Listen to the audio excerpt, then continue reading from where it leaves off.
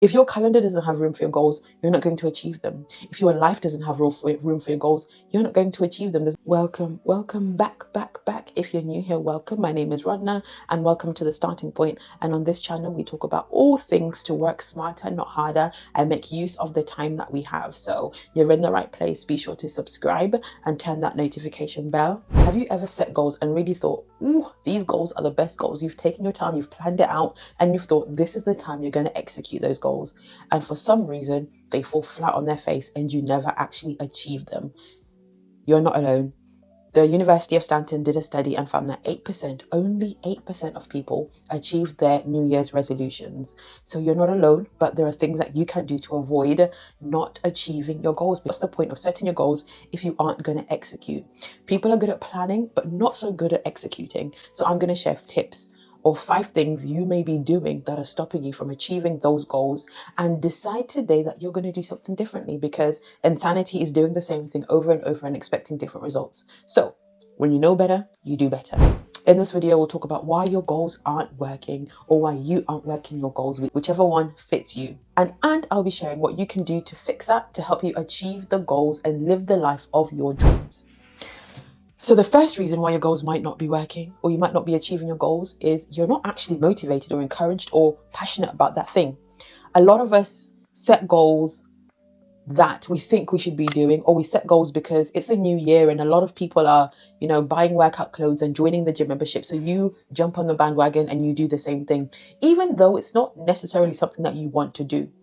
If you're not passionate about the goals, if you have no intrinsic motivation, you're not going to achieve those goals. You're just setting a goal because of external influences. Simon Sinek, who wrote the book Start with the Why, and he basically says you need to understand why you are setting that goal in order to achieve it.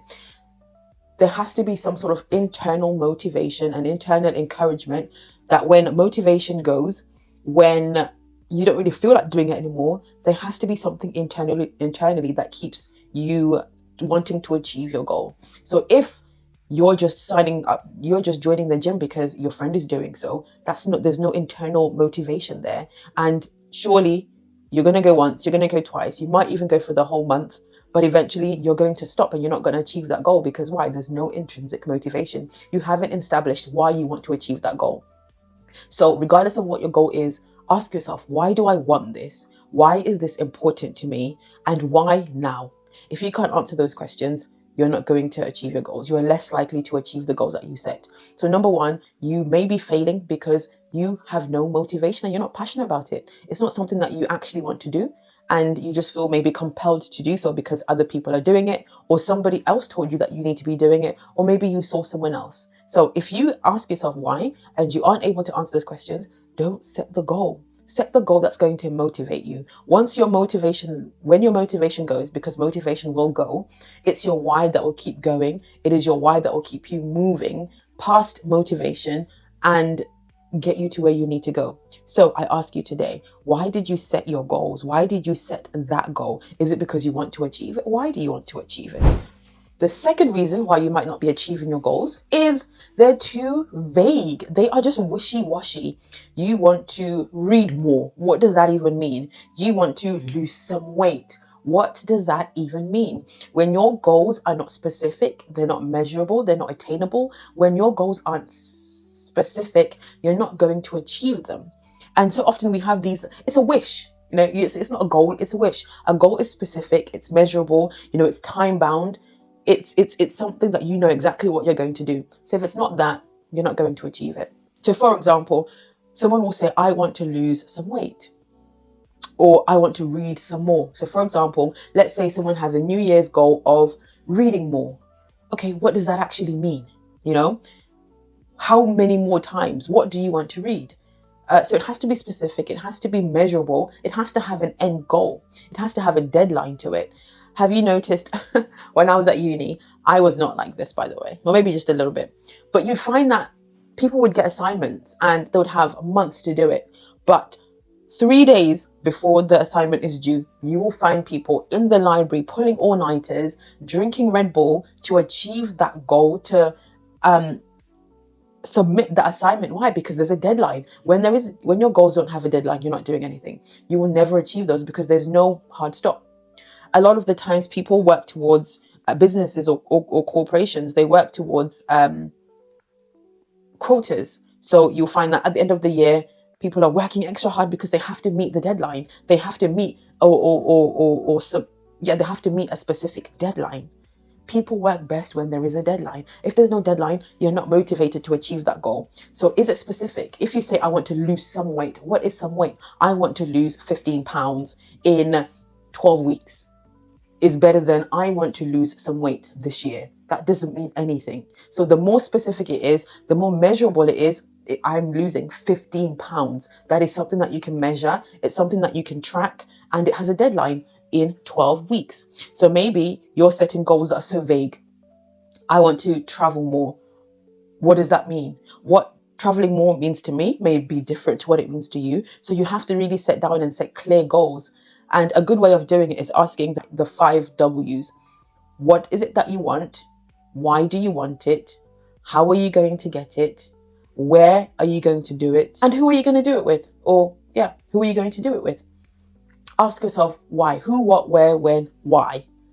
That will allow you to be more specific. So what do you want? Why do you want it? How are you going to get it done? Who are you going to do it with? And whatever that last one is. Woo! It is 9 p.m. It's been a long day, but we're making things happen. We're recording the video. So yes, are your goals too vague? Be specific. Have clear intentions, have clear goals, and you're more likely to achieve them. And then the third reason why you might not be fulfilling and achieving your goals is because there is no plan in place. You know what you want, but you don't know how you're going to do it. And there is the gap. There is where we are now and where we want to be. And in the middle is the how. How are you going to get to your goals? How are you going to lose the weight? How are you going to read more? And this is often the thing that people get stuck on. It's the execution. How are you going to deliver? How are you going to execute that thing and get it done? A lot of people spend so much time planning and making the plan look cute and doing the vision board and doing all of these things and not actually thinking about, okay, I've got this, what I want. How am I going to do it? And this often can seem overwhelming because sometimes we set these big audacious goals. We set these big chunky meaty goals that we want to achieve. And then we're like, well, how am I going to lose 50 pounds? You know, how am I going to run a marathon? How am I going to save $20,000 or pounds to get out of debt? It seems so overwhelming when we're looking at it in its biggest picture. But in order to actually execute, one of my favorite quotes, non-Bible quotes of all times, is the journey of 1,000 miles begins with one step. We're looking at 50,000 miles in, but you get there by taking one step at a time and by chunking and by working backwards. You've decided you want to lose some weight. You've decided you want to get out of debt. How are you going to get there? Work backwards. If you want to lose 15 kg, okay, what can you do in the next 12 weeks to get to your goal? In the next 12 weeks, you can drink more water, get more steps in, get 10,000 steps in, work out 3 times a week, and focus on your protein. That's the how. You know what you want, and you are giving yourself a blueprint of how you're going to get there. You want to run a marathon, you don't just wake up, put your shoes on and decide, right, I'm going to run a marathon. You don't do that. You decide, I'm going to maybe start on the couch to 5K. I'm going to run 3 times a week and build up my endurance, because it's the everyday little habits that we do every day that help us get to our big goal. So yes, it seems really big and overwhelming, but how can you get this big thing that seems so unachievable, bite-size it into small chunks to help you achieve it? And sometimes we set the goal and then we give up and we set ourselves up for failure because we don't know how to do it. Start small. Start extremely small. What do you need to do in this next week to get you closer to your goals? What do you need to do today? Set yourself a plan, set yourself a strategy, and set yourself a system. It could be that every morning you're going to have to wake up and go jogging. Put your shoes and your gym kit and your running kit on the side before you go to bed. Automatically, you're setting yourself up for success. You set yourself up for failure when you don't know the how of what you want. And the fourth reason, which this one stings a little bit if you ask me. The fourth reason why you might not be achieving your goals is because you lack discipline. We start off really motivated. The first of the year, new year, new me, we're going to do this, we're going to do that. And motivation is fleeting. It doesn't last forever. At some point, the motivation is going to deplete. And it's going to get boring doing the things that you said you were going to do. Because you're creating habits, you are, chunking, you are doing things one step at a time. It's going to get boring going to the gym 5 times a week. It's going to get boring running outside 5 times a week or 3 times a week. Doing the things that set you apart means that you have to be disciplined. You have to get out of your feelings. Put your gym kit on whether you feel like it or you don't, whether you're having a bad day or you're not having a bad day. Consistency is the name of the game. And that's where habits come in. In order to get to where you want to go, you need to create habits that will get you there. Discipline is what you need. And a lot of people aren't disciplined enough. When motivation goes, discipline is what will carry you and will help you continue to live your goals. So if you find yourself not consistently not achieving your goals, could it be that you're not disciplined? And discipline basically says that you say what you do what you say you are going to do. So if you've committed to reading every day, you're going to show up whether you feel like it or you don't feel like it. You're going to show up and do your reading. You're going to pray when you say you were going to pray. You're going to go to the gym when you said you were going to go to the gym. No excuses, just pure discipline. So could it be that you're not disciplined, or you're not as disciplined as you think you are? But the good thing about it is you can practice discipline. You can get better at being disciplined by being disciplined. So if it's something that you really struggle with, set small goals. Set small things that you can do to build that discipline. And get out of your feelings. Your feelings will get you into trouble. If I followed my feelings all the time, I would consistently be eating burger and chips. I'd be eating chocolates. I'd be eating all the junks because that's what I would feel like eating.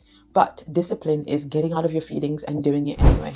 And then the fifth and final reason why you might not be seeing the results that you want, you might not be where you want to be, is because you are doing too much.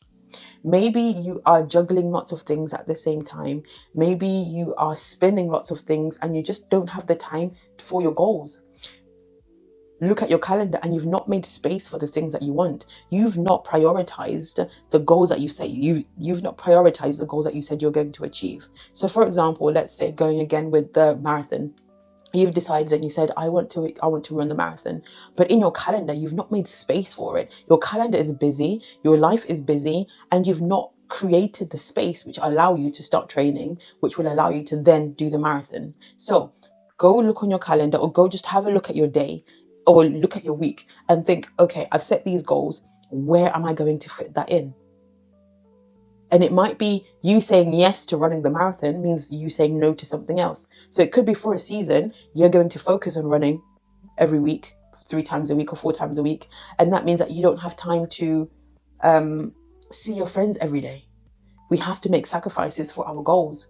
We have to make space for our goals. We have to create systems in our day-to-day lives that will allow us to flourish and achieve the goals that we set for ourselves. If your calendar doesn't have room for your goals, you're not going to achieve them. If your life doesn't have room for your goals, you're not going to achieve them. There's not even any point setting them. So before you set your goals, look at your current life. Do you have the capacity to do so? Do you have the motivation and the discipline to do so? Are you willing to say no to some things in order to say yes to it for a season? And if the answer is yes, what are you saying no to? And really communicating that. It could be you have to have a conversation with some of your family members. I can't see you very often now. I might be able to see you once a week because I'm committed to this. And this has my focus and my priority for this season at this specific time. And that's fine. When you try and do too much, you end up doing nothing at all. So it's better to do small, manageable things and put things in your calendar and in your time and in your life so that you can achieve it. If these goals and these things that you want to do exist outside of your life in some other realm, you're not going to achieve them. So again, putting these things and these habits and these goals into your life system. If you're wanting to read more, which is one of my goals actually, is to read more, I carry my books with me where I go. So if I'm downstairs, I have a book by the side of the table. If I'm in the car, I've got a book in my bag. Why? Because I'm making it part of my routine. If my book is somewhere in my cupboard and I have no idea where it is and I don't even know what book I'm supposed to be reading, chances are I'm not going to do it. So I find small pockets in my day. I even have a book here. I find small pockets in my day where I just make time to read. Whilst my kids are watching TV and I'm sitting next to them, I just get my book out and I start reading. I am making space, I am making room, I'm setting time, and I'm putting systems in place, which is me carrying my books around me so that I fit them into my time. I fit them into my calendar. There will never be an opportune time. So 10 minutes here, 10 minutes here, 20 minutes here will take me closer to finishing that book than waiting for a 2-hour block where I can sit down and read, because I am a busy mum, wife, entrepreneur, and so forth. I don't have that time. However, I will make use of the time that I do have by just chunking and breaking things down and just trying to see where I've got the gaps in my calendar and in my life, and putting my goals in there. I am all about progress over perfection. So I'm not striving to have this big time where I can do my goals. No, in my day-to-day life, I can squeeze things in, I can fit things in that works with me, that I know that it's manageable, it's achievable, and it's something that I can actually do. So it could be that you haven't been achieving your goals because you haven't made space for them. You haven't created the time, you haven't looked at your calendar, you haven't looked at your life and thought, I can fit this in here. And therefore your goals exist somewhere external to your life. So now that you know that you may have been doing one of these 5 things, what are you going to do differently? How are you going to implement some of these things that I've said to help you achieve your goals? We are starting a new year, a fresh year, but that also means that a fresh way of thinking. So there's a quote by, I think she's a coach, Nancy Klein, who says, the mind that holds the problem also holds the solution. So you currently aren't achieving your goals, but you also have the solutions inside of you to change that. So what are you going to do? What are you going to commit to doing differently? You might not have achieved your goals in the past, but that doesn't mean that defines your future. You have what it takes to make steps today to commit to doing something differently today to change your future. What are you going to do? Let me know in the comments below, what are some of the things that have been blocking you from achieving your goals and your dreams, and what are you going to do differently this year? And let this year be your best year yet. I'm so excited for what's to come. So let me know in the comments below, and be sure to subscribe for more content like this. See you in my next video.